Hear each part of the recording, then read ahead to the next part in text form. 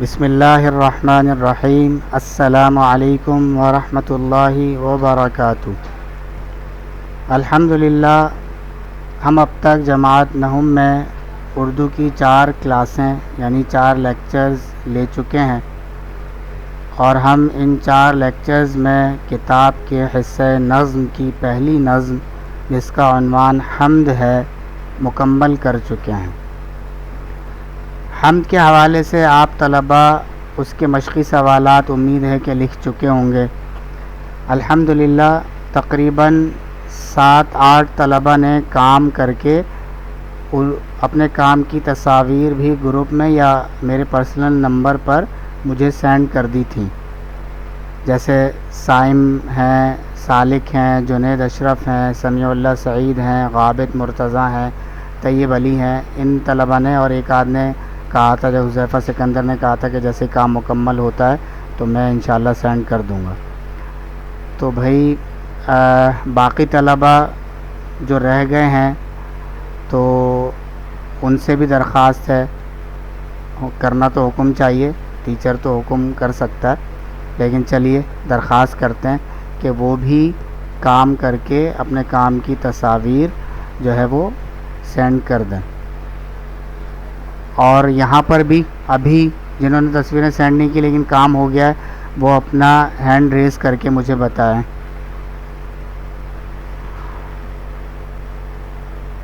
اچھا جی، اب تک جن کا کام مکمل نہیں ہوا یا جنہوں نے کام نہیں کیا تو بھائی وہ بھی کام کر لیں، اور وجہ یہ ہے کہ اگر ابھی سے کام ساتھ ساتھ مکمل کرتے رہیں گے تو جمع نہیں ہوگا، جمع جب ہو جاتا ہے تو پھر بہت مشکل ہو جاتی ہے۔ تو چلیے آج کے سبق کی طرف ہم آتے ہیں انشاءاللہ تعالی۔ اب ہم حصہ نظم کی دوسری نظم جو نعت کے عنوان سے ہے پڑھیں گے۔ نعت پڑھ لینے کے بعد ہم انشاءاللہ تعالی درذیل چیزیں سیکھ چکے ہوں گے یا ہمیں معلوم انشاءاللہ ہو چکی ہوں گی۔ کیا ہیں وہ ذرا دیکھیے۔ شاعر کا تعارف حاصل کر چکے ہوں گے، حمد و نعت اور منقبت میں فرق جان چکے ہوں گے، قافیے کی تعریف بیان کر سکیں گے اور اس کی نشاندہی کر سکیں گے، نعت کا مرکزی خیال بیان کر سکیں گے انشاءاللہ تعالی۔ سب سے پہلے نعت کے شاعر کا تعارف پڑھ لیتے ہیں، سنیے ذرا۔ نام ہے شاعر کا امیر مینائی، ولادت ہے 1829، وفات ہے پورے 1900، اور اس طرح کل عمر ان کی 71 برس بنتی ہے۔ امیر مینائی لکھنؤ شہر کے ایک دینی و علمی خانوادے میں پیدا ہوئے۔ خانوادہ خاندان ہی کو کہتے ہیں، گھرانے کو کہتے ہیں، تو یعنی ان کا گھرانہ علمی بھی تھا، دینی بھی تھا۔ آپ نے طب، لسانیات، تصوف، فلسفہ، فقہ، منطق، تاریخ، موسیقی، ریاضی اور قانون کے علوم حاصل کیے۔ طب میڈیکل کو کہتے ہیں، لسانیات زبان سے متعلق، کسی بھی زبان سے متعلق علم کو کہتے ہیں، اس کی باریکیاں جاننا۔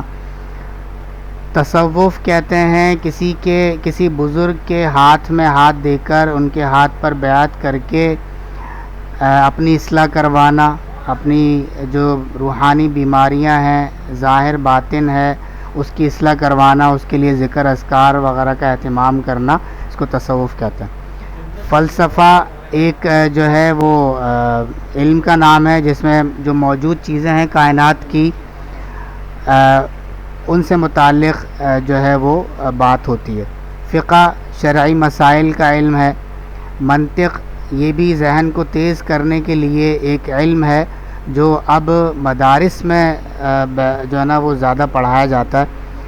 تاریخ، ہسٹری، موسیقی، میوزک، ریاضی، میتھس اور قانون آپ جانتے ہی ہیں، یہ علوم انہوں نے کیا کیے بھائی، حاصل کیے۔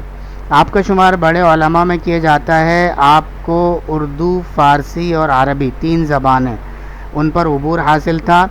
آپ نے حمد، نعت، مثنوی قصیدے اور غزل میں اظہار خیال کیا. یہ ساری نظموں کی قسمیں ہیں. حمد بھی نظم کی قسم ہے، نعت مثنوی بھی قسم ہے. انشاءاللہ اب وقت آنے پر اس کی تعریف پڑھیں گے تفصیل سے. قصیدہ یہ بھی نظم کی ایک قسم ہے، اس کو بھی پڑھیں گے انشاءاللہ تعالی. اور غزل یہ بھی پڑھیں گے. یہ ساری نظموں کی قسمیں ہیں. ان سبھی قسموں میں انہوں نے اظہار خیال کیا، یعنی شاعری کی تمام ان قسموں میں انہوں نے شاعری کی ہے. مگر خاص وجہ شہرت ان کی نعتیہ شاعری ہے. نعت زیادہ کہی ہے، نعت زیادہ لکھی ہے. آپ کی شاعری عوام میں بہت مقبول ہے. آپ کی کتابیں ان کے نام دیکھ لیجئے: انتخاب یادگار، صنم خانہ عشق، امیر اللغات، مرآت الغیب، مینائے سخن، خیابان آفرینش اور محامد خاتم النبیین. یہ کتابیں قابل ذکر ہیں. آپ اپنی کتاب امیر اللغات کی اشاعت کے لیے، یعنی اس کی چھپائی کے لیے حیدرآباد دکن، ایک تو اپنا حیدرآباد ہے کراچی کے قریب، ایک انڈیا کا حیدرآباد ہے جو اس وقت حیدرآباد دکن کہلاتا تھا، ابھی بھی خیر ہے. تو وہاں پر یہ اپنی کتاب امیر اللغات کو چھپوانے کے لیے گئے ہوئے تھے، اور وہیں اس دار فانی سے کوچ کر گئے، دنیا سے چلے گئے، انتقال ہو گیا. اس طرح تاریخ نعت گوئی کی عظیم شخصیت ہم سے جدا ہو گئی. تو یہ شاعر کا تعارف تھا. یہ کتاب میں بھی موجود ہے. اگر یا تو آپ اس کو دوبارہ سن لیجئے گا یا کتاب سے دوبارہ پڑھ کر نوٹ فرما لیجئے گا اس کی اہم چیدہ باتیں. حمد، نعت اور منقبت میں کیا فرق ہے؟ یہ شاعری کی 3 قسمیں ہیں. تو کس میں کیا آتا ہے، کس کے بارے میں بات ہوتی ہے، اس حوالے سے ان تینوں میں کیا ہے بھائی فرق ہے. تو جب ہم تعریفات پڑھ لیتے ہیں تو تعریفات سے ہی فرق واضح ہو جاتا ہے. تو دیکھیے کیا کیا تعریف ہے بھائی. حمد کی تعریف ویسے آپ پہلے بھی پڑھ چکے. وہ نظم جس میں اللہ تعالیٰ کی ذات، صفات اور اسماء حسنہ وغیرہ کی تعریف کی جائے حمد کہلاتی ہے. اللہ تعالیٰ کے حوالے سے جو تعریف ہوگی وہ حمد کہلائے گی. نعت کی تعریف: وہ نظم جس میں حضور صلی اللہ علیہ وسلم کی ذات بابرکات، اعلیٰ صفات اور بلند اخلاق وغیرہ کی تعریف کی جائے نعت کہلاتی ہے. حضور علیہ السلام کی تعریف جس نظم میں ہو وہ نعت کہلاتی ہے. تیسری تعریف کیا ہے بھائی؟ منقبت کی تعریف: وہ نظم جس میں صحابہ کرام رضی اللہ عنہم اور بزرگان دین رحمہم اللہ کی تعریف و توصیف بیان کی جائے منقبت کہلاتی ہے. تو حمد میں اللہ کی تعریف ہوتی ہے، نعت میں رسول اللہ صلی اللہ علیہ وسلم کی تعریف ہوتی ہے، اور منقبت میں صحابہ کرام اور بزرگان دین کی تعریف ہوتی ہے. تو بس یوں فرق کیا ہو گیا بھائی؟ واضح ہو گیا. چلیے جی نظم خوانی کی طرف آتے ہیں، یعنی نعت پڑھ لیتے ہیں. سنیے ذرا غور سے. پینسل آپ اپنے ہاتھ میں رکھیے. کتاب کا صفحہ جہاں یہ نعت موجود ہے وہ کھول لیجئے، اور زیر زبر پیش جس طرح میں جس لفظ کے پڑھ رہا ہوں اس کو وہاں لگا لیجئے، تاکہ بعد میں آپ کے لیے پڑھنا بھی کیا ہو جائے بھائی؟ آسان ہو جائے. ٹھیک ہے؟ تو میں تحت لفظ پڑھوں گا، آپ توجہ سے کان لگا کر اسے سنیے.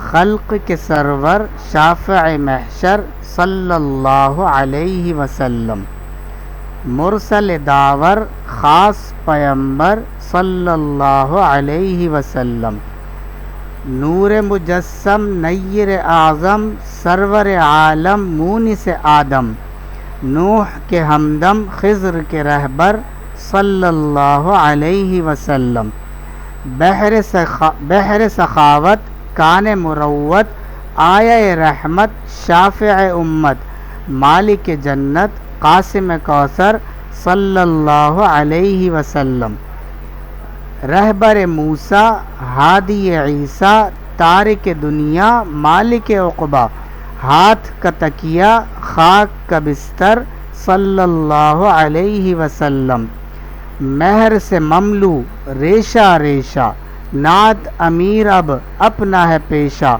ورد ہمیشہ دلبر شب پر صلی اللہ علیہ وسلم۔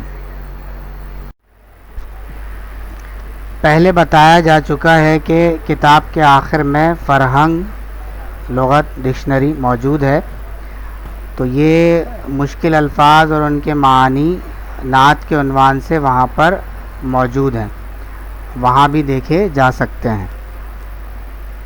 آپ ایسا کیجئے کہ یا تو کتاب میں اس فرہنگ سے دیکھ کر یا پھر اس ویڈیو کو دوبارہ سن کر بعد میں، تو نعت کے صفحے پر جہاں مشکل الفاظ یہ ہیں وہاں پر ان کو نشان زد کر کے انڈر لائن کر کے اسی کے اوپر ان کے معنی پینسل سے لکھ لیجئے گا، ٹھیک ہے؟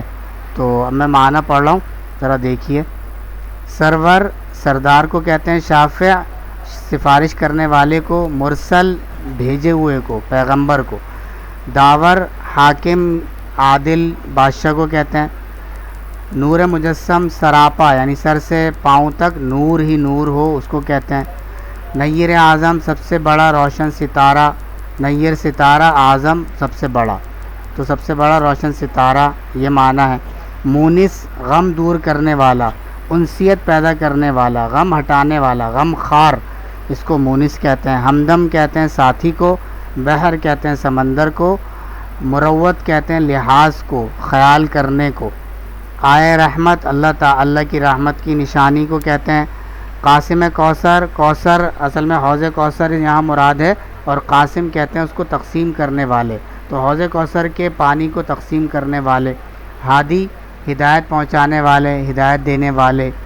تارک چھوڑ دینے والے کو کہتے ہیں۔ عقبہ آخرت کو کہتے ہیں۔ مہر مہربانی کو کہتے ہیں۔ مملو بھرے ہوئے کو، بھرا ہوا جو چیزوں بھئی گلاس پانی سے مملو ہے تو یہ بھرا ہوا اس کو کہتے ہیں مملو۔ ریشہ دو دفعہ آیا لفظ ریشہ، رواں رواں اس کو کہتے ہیں، اپنا جو جسم کے جو چھوٹے چھوٹے بال ہوتے ہیں اس کو رواں کہتے ہیں۔ پیشہ ہر وقت کے کام کو کہتے ہیں، جو آدمی ہر وقت جس کام میں زیادہ وقت جس کام میں لگا ہوتا ہے اسے پیشہ کہتے ہیں۔ ورد ذکر کو کہتے ہیں، بار بار دہرانے کو ورد کہتے ہیں۔ دلبر محبوب کو کہتے ہیں۔ شپر خوبصورت اور حسین اس کو کیا کہتے ہیں؟ شپر۔ دلبر شپر خوبصورت محبوب، ٹھیک ہے جی، یہ الفاظ کے معنی بھی ہو گئے۔ دیکھیے جی یہاں پر اس سلائیڈ میں کتاب کا صفحہ میں نے لگا دیا ہے، یہ نعت لکھی ہوئی ہے۔ اب میں آپ سے یہ ریڈنگ کرواؤں گا، اس کی بلند خوانی کرواؤں گا، نظم خوانی کرواؤں گا، ٹھیک ہے؟ تو انشاءاللہ بس میں اب ہر ایک کا جو ہے نا وہ نام لوں گا، جس کا چاہوں گا نام لوں گا، وہ ہینڈ ریز کرے گا، میں اس کو اجازت دوں گا ان میوٹ ہونے کی، پھر وہ یہ نعت جو ہے پڑھے گا، پھر اسی طرح دوسرے کی باری انشاءاللہ تعالی آئے گی، ٹھیک ہے؟ میں شروع کرتا ہوں، آپ تیار رہیے۔